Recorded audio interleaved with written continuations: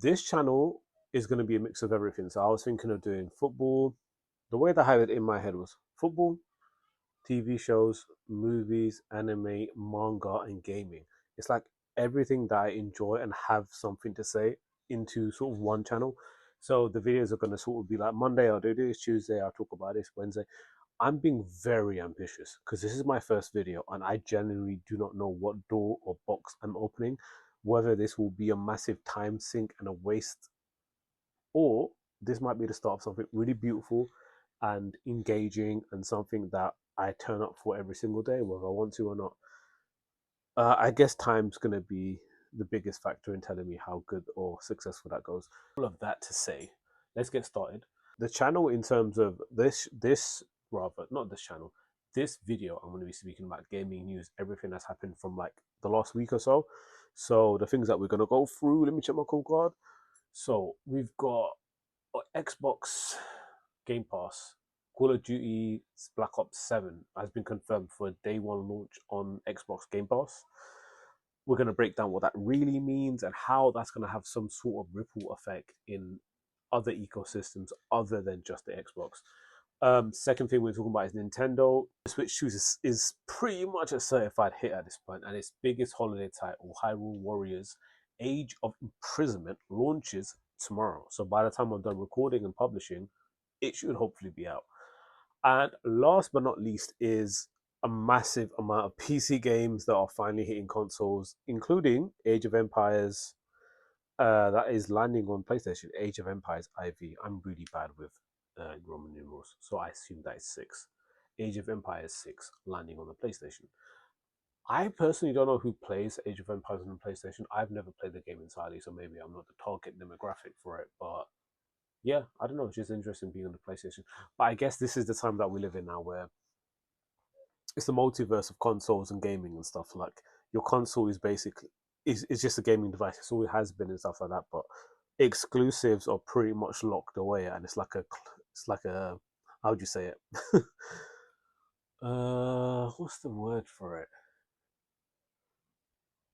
It's a fossil, basically. It's been fossilized. Like no one really. It belongs in a museum. That's what I'm trying to say. So exclusives and all of that sort of console wars, I think they've been wrapped up, put to bed, and I don't know. I feel like we as a consumer is probably the most.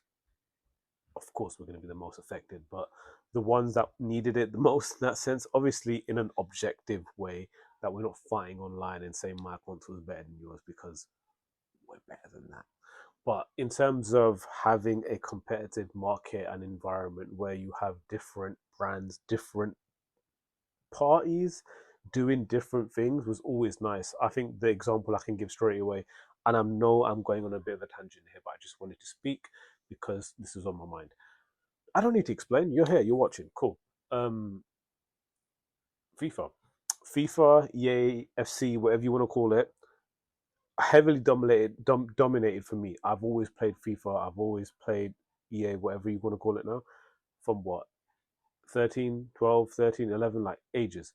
And it's always dominated, but it's been allowed to dominate because of lack of competition and sort of, yeah, competition. It's like a football team.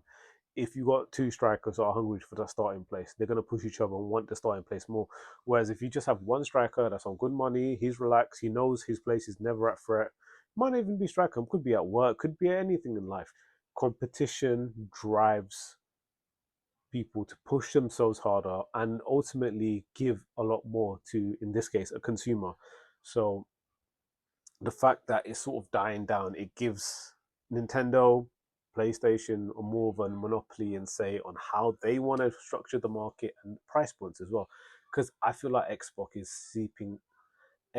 is bowing out of it very quietly and very oddly. Straight to a story that's been shaking the industry. Activision, Microsoft, they've done it. Call of Duty Black Ops 7, which launches next week. Oh, next week on November the 14th, is officially a day one on Xbox Game Pass. For the first time, I think it's first time ever, one of the biggest selling games on the planet will pretty much be free for Game Pass subscribers. Why is this such a big deal? So let's put it into a couple sort of different segments. So for Xbox players, it's a monumental win. You save $70, £70, euros, wherever you are in the world.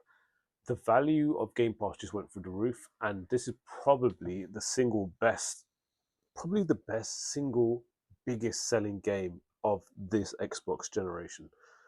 For PlayStation users, this is the bit of the moment of truth where I don't even agree with this actually. You know what? It says this is the moment of truth where PlayStation users are probably gonna decide whether they want to buy an Xbox or PC.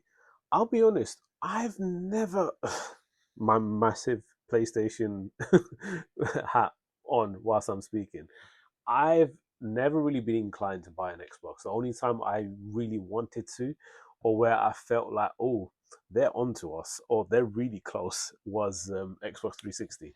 Being a massive Sony head, like it's always been the Xbox 360 was the only one that made me sweat a little bit. When we're talking about Gears of War, Halo, all these games, and it's like it goes back to what we were talking about at the beginning about exclusivity. The fact that those games, Forza, even though Forza I don't play, but those games in general, would you'd only be able to play them on a Xbox. The fact that obviously you come now full cycle, you can play Gears, Halo now on the PlayStation 5. And if you flip that around, you can play Metal Gear Solid, Final Fantasy. All of it felt like that's your baby in terms of that was your personal thing. But then it's the world's now, and it's like capitalism, consumerism just takes over, I guess. But just to tweak that, because I don't want to be like me just reading off this and you like, yeah, yeah, yeah. Because, bro, you could do the same thing. Let's not do that. But back to the whole topic at hand. It's saying let's not forget that this is yeah, I get it. It's a big Call of Duty game. It's a direct sequel to the fan favorite Black Ops 2. I don't know who David Mason is. David Mason's meant to be a big deal. It says bringing in David Mason. The one thing I will add though, they're adding a new 20 versus 20 large scale skirmish that's meant to be basically rivaling Battlefield. Battlefield has been like insane last couple of weeks. It's been reviewed really well, and everything leading up to it. Obviously, the developers are going to say, well, it's like Battlefield of old, and it's a lot easier to say it. And then obviously, when you release a game, you go through the data, beta testing, then everything like that, and then once it's out there, then your game sort of to the test and it's passed with flying colors supposedly. I've never played, but it's meant to be very, very good. Um, so just to wrap this segment up, this changes. Would this for you, rather than this change, would this change the whole question on? Well, it probably links back to what I said earlier about what console you on. Are you on a Game Pass, or sort of are you just playing games for enjoyment rather than an actual console? Because some people strictly are PC, PlayStation, Xbox. Some are even strictly handheld, where they just are so up and at 'em and can't have that stability of just being in one place at one time, where you need a remote device to play on the go. So, are you a well, a ROG Ally user? There we go, maximalist consumer right there. Not to judge. If you have the money, if you have the time, go for it. But not for me, dog. It's crazy. While sort of doing the prep work and script writing and stuff like this video, I was thinking I'm gonna find it really hard for me to sort of like read off the prompter there, look at you, add footage, do this, do that, and I don't think I have enough time to do it because I'm just gonna rapid fire it through. I think I must have at least 15 minutes worth of footage now. But give me a second. Let me just see what we was going to talk about before I sort of wrap this whole thing up. Oh, I had a bit on PlayStation 5 because I spoke about PC, Nintendo. Wait, did I speak about PC? No. I spoke about Nintendo and Xbox. Let's talk about PlayStation 5. The whole Age of Empires IV6, I think. It says the legendary PC real-time strategy game. I understand it is. I've never, like I said, I've never really played it, and it's never been my cup of tea. But it's launched on PlayStation yesterday, November 4th. So this is a game that was unthinkable on console for a few days, for a few years ago. I mean, I see why, right? But leaps and bounds, technology is gone, and two and two just can't be the same anymore. And you're just gonna have cross-platforming everything. Um, Oh, and another one. It says, and finally, the long-awaited survival FPS Stalker 2 Heart of Chernobyl has been confirmed for PS5. The thing is, I'm so desensitized to things like this where I foolishly think that it's going to be cross-platform regardless. Like when I read, I'm subscribed to Edge magazines, and whenever sort of I'm reading about a game, I just assume it's on Nintendo. Well, Nintendo's probably one of the only other ones I probably don't think that is there, but Xbox, PlayStation, and obviously if it's on Xbox, it's going to be on PC as well. But yeah, it just comes with the whole territory about things just not being the same anymore, and exclusivity isn't there. Like one game is what was it called? Well, one game for all or one platform for all. One of the two things. Like it's just flatlined now. There isn't no hierarchy. I mean, in the terms, obviously, it's good for us consumers because we get to consume on every sort of device that we possibly have. But at the same time, exclusivity is important to driving progress and technological advances. Got there. Oh, there you go. One more second. PC gamers, you guys weren't left out, apparently. The granddaddy of strategy, Europa Universal. Is this even a game? Europa Universalis V launched yesterday. If you're redoing maps and complex diplomacy, your next 1,000 hours are booked. It's a great game. It's a great time to be a gamer because it feels like those exclusive walls are finally crumbling. They are, but I low key want them to stay because they're not bad. Hear me out. It obviously sucks when your friends are on different platforms and you can't play. Your friends are on different platforms and you can't sort of cross play, but you can cross play now, so that's no longer an issue. What else are we going to talk about? Okay, I'm just going to do a rapid fire of games that are coming out in the foreseeable future. So you got Bipped 2 that comes out today, November 5th, all platforms. Adorable co-op physics puzzle is back. Grab a friend, try not to get frustrated. It looks hilarious, apparently. Dinkum today, November 5th, Switch. Aussie themed Animal Crossing, like it's finally hitting the original Nintendo Switch. Hyrule Warriors Age of Imprisonment, we spoke about earlier, the big one. The Tears of Kingdom prequel, Get Ready for Battle, that comes out tomorrow. Serbia Remastered, not sure what that is. November 6th, PS5, Xbox, and PC. Classic point and click adventure, beautifully remastered. Okay. Fallout 4 Anniversary Edition, November 10th, PS5, Xbox, PC. A surprise. This isn't just a re release, it includes a new Creation Club content and graphics update for the anniversary, which is nice. Inazuma 11 Victory Road. That's November the 10th. All platforms. The long-awaited soccer RPG is finally here. Bro, I play soccer RPGs. The fact that I don't know this. Um, Lumineers Arise. This is November 11th, PS5 and PSVR 2. Wow, that's something I haven't heard in a minute. And PC. And the description goes, and finally, the return of the bro, a lot of returns. Return of the king of music puzzlers. I didn't even know that's a thing. This one also has a full PSVR 2 mode. Like I said, I haven't had PSVR 2 in a hot minute. Very, very busy week, especially for Switch 2 and puzzle fans. Okay, last one I'm going to do is extra industry